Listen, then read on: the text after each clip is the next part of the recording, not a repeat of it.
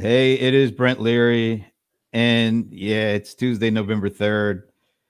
This is definitely not going to be like every other day. I come on usually, and it's like, oh, every day, every day bleeds into the other. It's like Blur's Day every day, but not today. But that's later.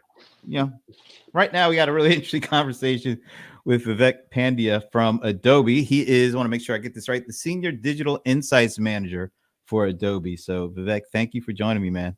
That's right. Thanks very much for having me, Brent. So every time I do one of these conversations, the first question I ask somebody is, do you have a favorite football team?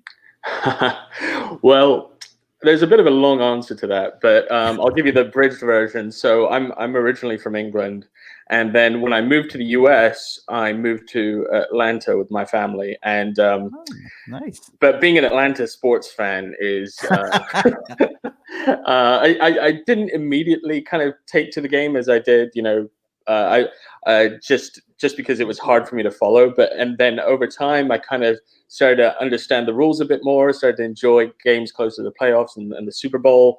And then, then I was reminded that I'm supposed to be a Falcons fan, and and now I'm in Oakland and in the Bay Area, and I don't want to be a bandwagon fan, so I'm just like kind of in this neutral territory. You know what? As long as you said that you were not a big New England Patriots fan, any answer would be okay with me. So Yeah, that's yeah, all right. But no, thanks for joining me today. There's a lot of stuff going on, so I'm really glad we had a chance to do this because I want to pop this up here and we can get into this report that Adobe recently came out with. I think it was just last week. that's The right. Adobe Analytics Holiday Forecast 2020. There's a lot of stuff in here, folks, and we're going to get to some of it. But maybe you could just give us the high notes around who took this forecast. How did you gather all this information? Then we'll jump into it a little bit. Sure, sure. So many people might know Adobe a lot for our creative products, the Photoshops and PDF and things like that. But we have a really strong footprint in terms of analytics platforms that support the online landscape. So we have, the top 80 of the top 100 online retailers. We have just thousands of websites that produce e-commerce activity. We also acquired Magento, and that's allowed us to get more of an in-depth look into smaller companies as well. So we've been able to kind of have a sort of vast array of companies that have been able to transact over the years, and essentially our kind of calling card as an insights group was us being able to size the holiday season and talk about how big days like Black Friday and Cyber Monday are going to be, and that was what a lot of this data allowed us to do from an online perspective. And then as we've been able to get more data sets into our workflows, it's been able to kind of allow us to talk about larger trends. And then obviously with COVID happening this year, we were able to kind of turn our holiday model that gives us a sort of sense of how the holiday season will do, and sort of just keep that on throughout the months to track how COVID was impacting up to this season. All right. So, and roughly how many? I mean, how much data are you guys playing with here? Yeah, so this is about 1 trillion visits. So that's that as you can imagine, that makes up millions of products, and we can then see all this sort of transaction behaviors, things like returns, and all this sort of opted-in data that gives us a sense of how consumers will kind of behave, how they maybe return things, what sort of shipping options they're gravitating towards. All of that has been just amazing for us to be able to kind of give a lot of nuance into how people are thinking about shopping, how we see them behaving when they're shopping throughout the days. So that's a lot of data, a lot of things to play with. Yeah. So I'm going to prop up this next slide, and maybe you could tell us some of the big takeaways, big things that you saw, big trends. Sure, sure. So that that number that we start off with, 189 billion, that's, you know, our main projection, and that is about 2 years worth of growth, online growth, compressed into one season. And Wow. it's really mind-bending to think about, just because you think about all these different companies and how essentially prepped and ready they need to be in order to fulfill this level of volume. I mean, they've had a bit of practice with it earlier in the month, because we saw, you know, growth levels spiking in March and April and peaking in May. But this is almost a couple of those, you know, early pandemic months combined. And so you're just, it's just kind of staggering to see that. And then when you kind of contextualize it in terms of what we're assuming, because this wasn't just another year, obviously, for us to forecast. This was, imagine all these factors that could play into more spend, less spend. So then when we thought about, you know, our main likelihood scenario, it was this $189 billion figure that you're seeing there. Now, when we think about how things could change if more stores decide to close, you know, we've heard some stores saying that they're going to be closing for Thanksgiving. We see more of that as they try to, you know, manage cases rising, things like that. And then if we see an additional level of stimulus that we know impacts things positively in terms of commerce transaction, that number could hit upwards of $200 billion. So it's really the online landscape's biggest test in being able to essentially continue the momentum of retail, even though we're facing a season like we haven't ever seen before. And that 189 billion, that's strictly online. That's right. That's not including, I mean, there's still people, you know, we still can go into certain stores and buy things, but that's just an incredible number. And then that last bullet point under that, e-commerce outpacing overall growth 33% to 1.5. So basically, if it wasn't for e-commerce, this thing would be tanking. Yes, I think that's one of our big takeaways is it's good that a lot of companies are at their maturity with online commerce that they're at this whole year, to keep momentum going when offline has been so severely impacted. That 1 to 1.5% number is an estimate from Deloitte, because they've been able to kind of take their estimates, and, you know, we've seen similar estimates come from other analysts. And, you know, for a context, like in 2019, overall retail growth was charted at 4.1%. So there's still some analysts saying that it could pick up to that level. And I mean, if it can perform at last year's level, all things considered, that I think would be pretty good. But it's considering what the challenges are, considering how things are people are kind of like battening down the hatches a little bit as they get into these colder months. That's an assumed estimate for the season, and then it helps further contextualize our 33% figure. And when I look at those major online shopping days, you know, one thing that kind of stands out to me, other than the big numbers there, but Amazon Prime, you know, was a couple of weeks ago. I think it was, a couple of weeks ago, October 13th or something like that. That's not even included in this. No. And that was like, well, Amazon hasn't told us exactly what those numbers are, but estimates are around between $9 and $11 billion, which would put that right up there amongst these other days. Yeah, and what's been interesting for us is, you know, we also see other retailers get essentially like a halo effect from the Amazon boost, and what we saw with them was the Prime Days kind of performed a little bit like a Labor Day sales weekend, and then we saw momentum kind of slow back down. And now we're projecting it to pick back up as we get into November. But all of that's to say, there were some people who were assuming, okay, now that we got Prime Day in like mid-October, that's going to kick off like holiday spending en masse from that point forward. And I don't think we saw exactly that. I think we saw that kind of spike up a bit and some gains had there. And then we've seen it draw down as we saw the later weeks of October. And now we're expecting it to, as I said, kind of pick back up as retailers try to drive more early momentum in the season. This has been a trend that they did a little bit last year. They've always wanted to not make it just focused on Black Friday, Thanksgiving, Cyber Monday. But last year, we had a shorter shopping season. It was just the way the calendar fell. There was like a week less that Hmm. consumers had to spend before we got to Christmas. And what happened here was, now with COVID and the concerns around shipping and fulfillment, there's even more of an onus on retailers to drive a lot of spending, right as consumers start to look to get ready, which could, we're in it right now, November 1st.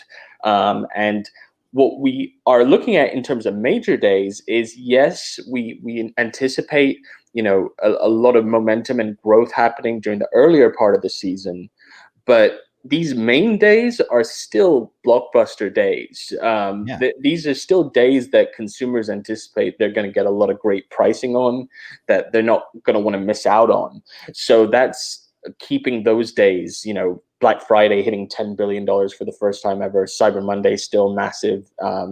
That's all still kind of happening, even though there's a concerted effort to drive more momentum in the earlier days. And it looks like here, I mean, it's $2 billion a day. I mean, and then it's in a certain stretch right after, I guess, or maybe leading right up to the big days, 3 billion per day. I Mm-hmm. mean, so it seems like it's just a consistent stream of buying, at least $2 to $3 billion a day, and then spiking up on those kind of those days that we're all used to.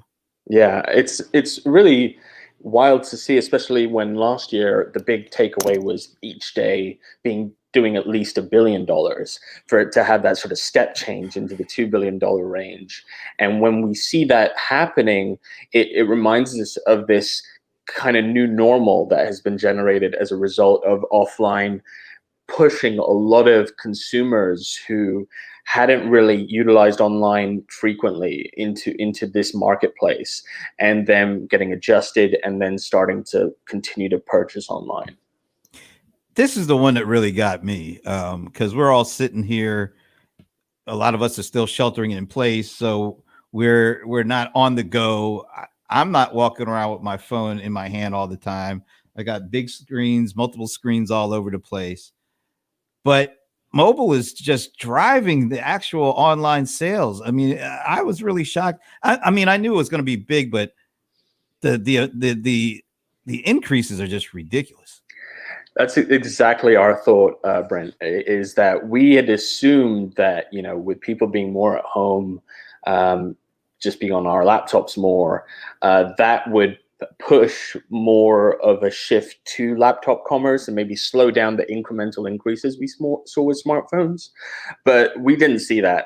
It just kind of took off as you'd expect, in terms of just how we've compartmentalized a lot of our activities. So we think about working a lot on laptops and productivity there, but then with shopping and some of these types of activities, maybe it's a relic of when people don't want people seeing them shop online when they're in the office, and they're just Like, conditioned to just, well, yeah, just grab a phone and feel more adept and comfortable, and just continue the smartphone shopping. But yeah, this for us is, a real testament to a lot of the investments companies have made to make smartphone purchasing easier and more comfortable and straightforward. And it was the right call for them to make, when we think about it, because yeah, it's just certain activities consumers are just ready to pick up the smartphone for. And so it's even more important than ever that those mobile experiences are just completely buttoned up and smooth for consumers. yeah, I think that's the testament to creating a frictionless experience, making it very easy to buy on mobile, versus, I guess, busting out the laptop and doing searching and clicking, and it is a much easier experience. So I guess that's even when we're sitting at home, we're using these things to buy stuff. It's really, that was the one that really got me. Um, let's talk a little bit about kind of what's one that's kind of near and dear to me, is this the small guys versus the big guys. And I mean, it looks like, there's enough to go around here with the increases, but small guys are holding their own. That's right. And, when we think about the small retailers here that we profiled and larger ones, we've got $1 billion or more for large retailers, 10 to 50 for smaller retailers, and in terms of how we're profiling. And it can't be lost that, larger retailers have these pretty hefty marketing budgets that can allow them to take on a lot of eyeballs and amass their share of the retail holiday spend. And we see that, we saw about 55% year over year growth that these larger retailers had. And that's, when we think about the smaller retailers here, the growth is more incremental at about 8%. And so when we look at, but that's all to say, the small retailers shouldn't, abandon the season, because they have been doing a good job of, driving still a lot of volume on their side and making the holiday season a large component of their yearly annual revenues. So they're able to even drive a more effective boost out of the holiday season, where we compare this sort of baseline to what the increases they see during the holiday season, and they're doing better than larger retailers in that case. But it's all to say that there's a lot of opportunity there when we're talking about big numbers of 189 billion. So it becomes really important for small retailers to continue to make their sales, their promotions really effective during the season, and hold their own against larger retailers who we just expect to be able to kind of scale up their volume and share. And what's also good news for some of the smaller players is that consumers are being more deliberate and very cognizant that they want to shop at small retailers, and we see them doing more business and supporting small retailers on Small Business Saturday relative to the rest of the day. So that's very, I think, comforting, that if you're a small retailer and you're still making inroads, that you can rely on certain consumers who'll definitely be there to try to support your business. Do you think smaller businesses have done enough of making a really easy, frictionless mobile experience for their offerings? I think that there's a lot of opportunity there because even for large retailers, I would say there's the apps, there's the mobile web experiences, there's this sort of synergy that happens across laptops and desktops. So there's a lot of opportunity for retailers of all sizes to try to drive improvements and support it. I think with smaller retailers, they have more confined resources, so then they have to make that call of, do we spend more investing in driving up mobile specifically and more initiative around mobile, or do we try to work more around conversion rates across any type of device, or do we work more on branding? All that becomes a little more of a challenge for them, but it's all to say that they also are in a place where they're utilizing enterprise grade tools and have an opportunity to try to even drive and kind of pick up on some of these trends in terms of mobile, that even larger retailers might have a tougher time kind of moving away from some of their legacy solutions and jumping right into. So I would say both size retailers have different strengths and weaknesses in terms of being able to tap into mobile and drive it to the potential that we're seeing that could come from it. This next one, is, we saw what happened when kind of the initial lockdowns from the virus took place. People who are used to shopping, in person, going to stores, particularly for like groceries and things, they just couldn't get out.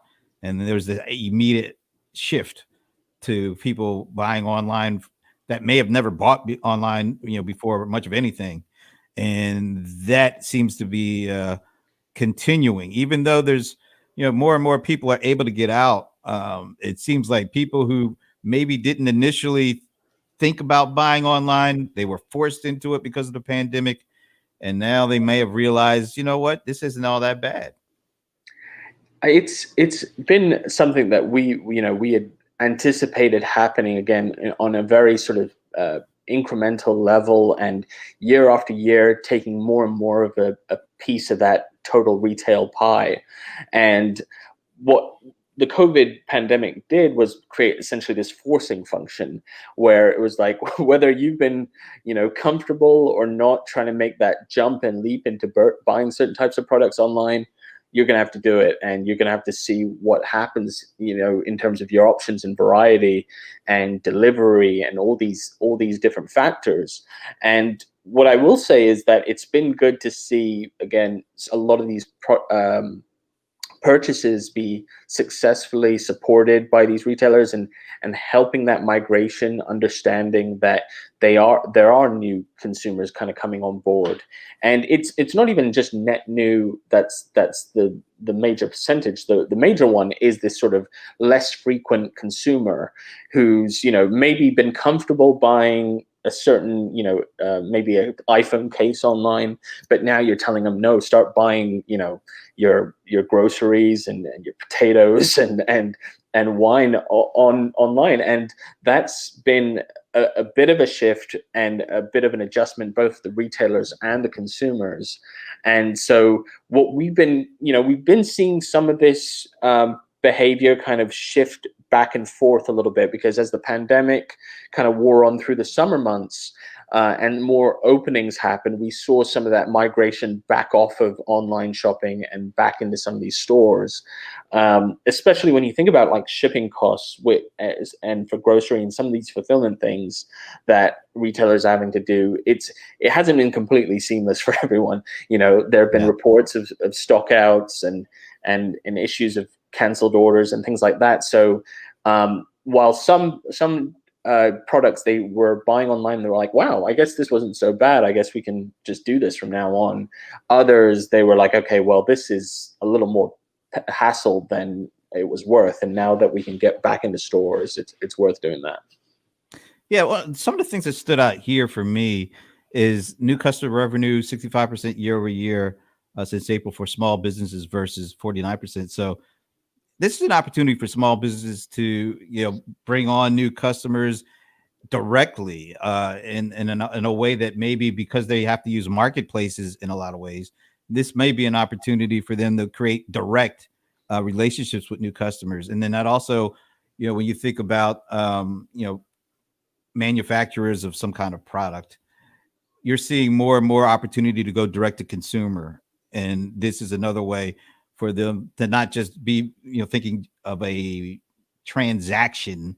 Oh, it's the holiday season, we get a new transaction, but this is actually an opportunity to build a new relationship that could extend way past the holiday season.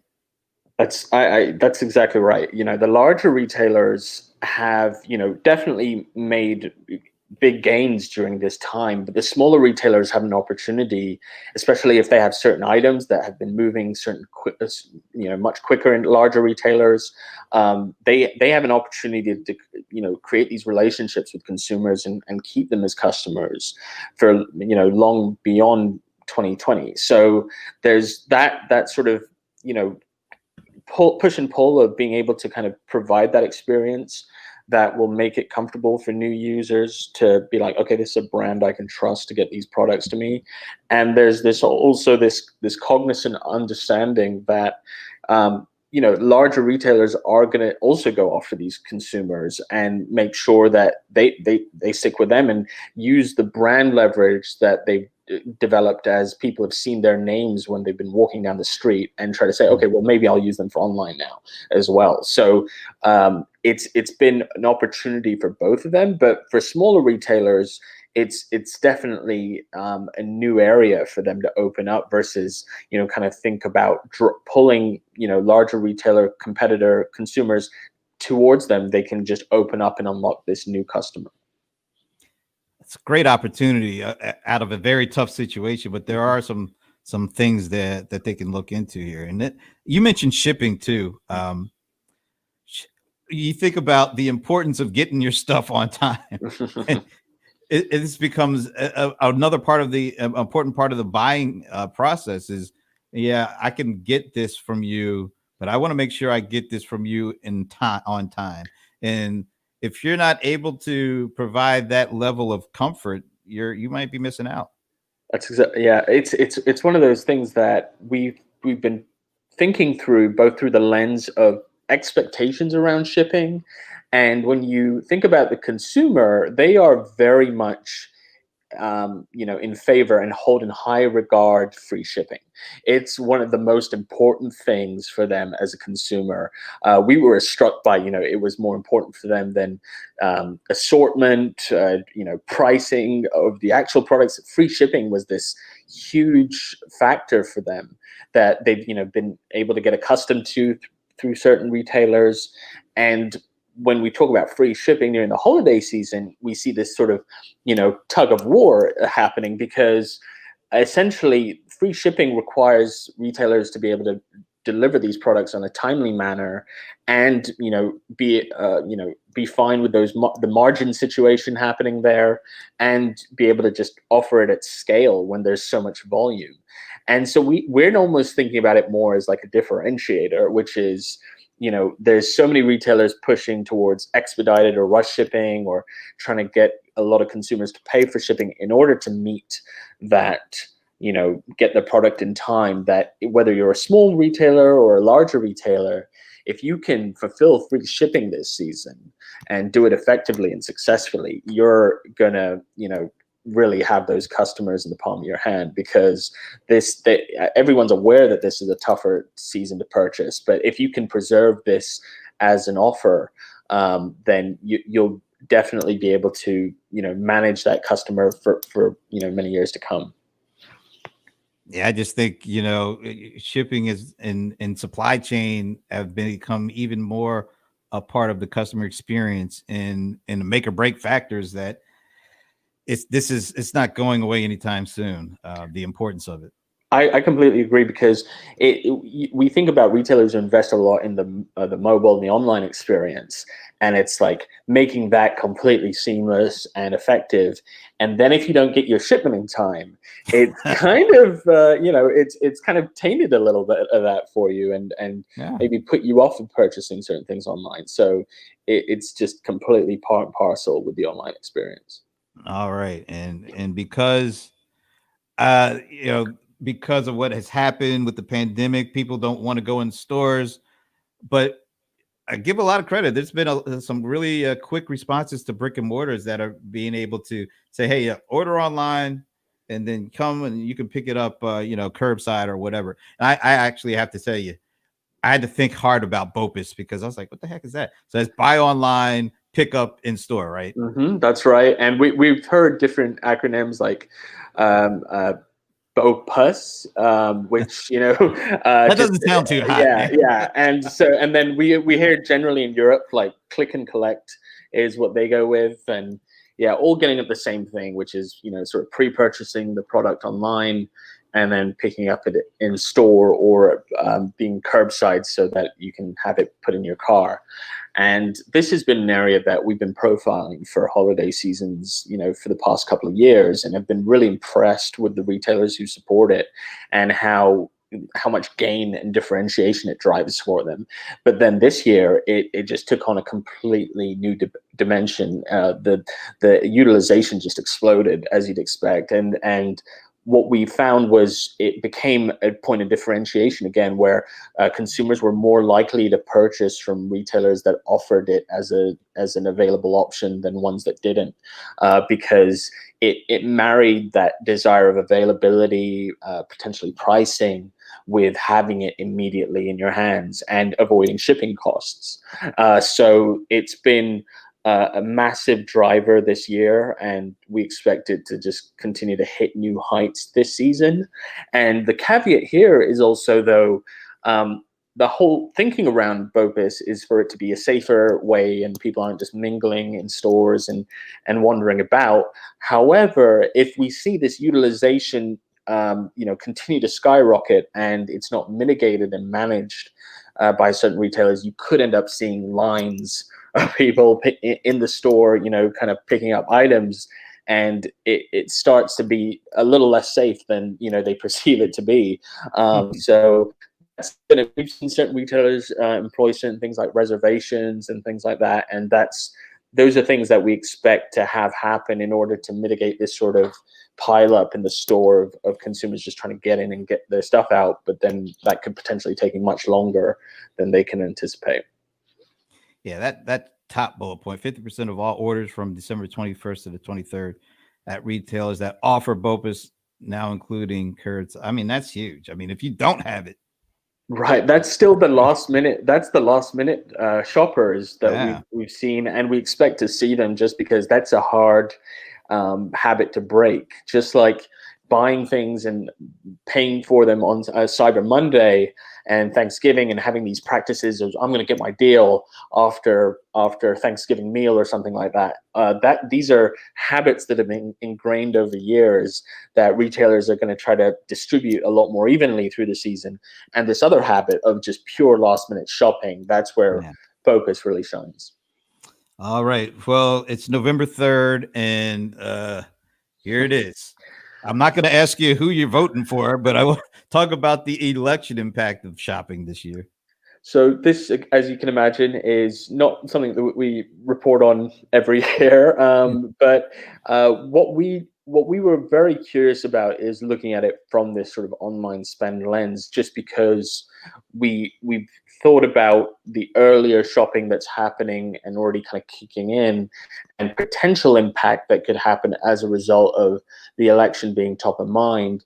And our main proxy for that was the 2016 election, where we saw the days, and again, it's not an exact proxy, because we saw a different, different candidates, and some of the same sort of, kind of polarization, some of the same kind of thoughts, and where the population's mind was at that time. And when we think about the spending habits, then what we found was the spending was drop was most profound the day after the election. Mm. And what we then saw is then it kind of, as we got that outcome on election night, then we saw the sort of hangover the next day, and then it kind of snapped back into shape and sort of started growing with expected holiday trajectories. But that was still, that day after was still about, a 14% drop, and that's about $158 billion in reduced spend relative to what we had expected for that day.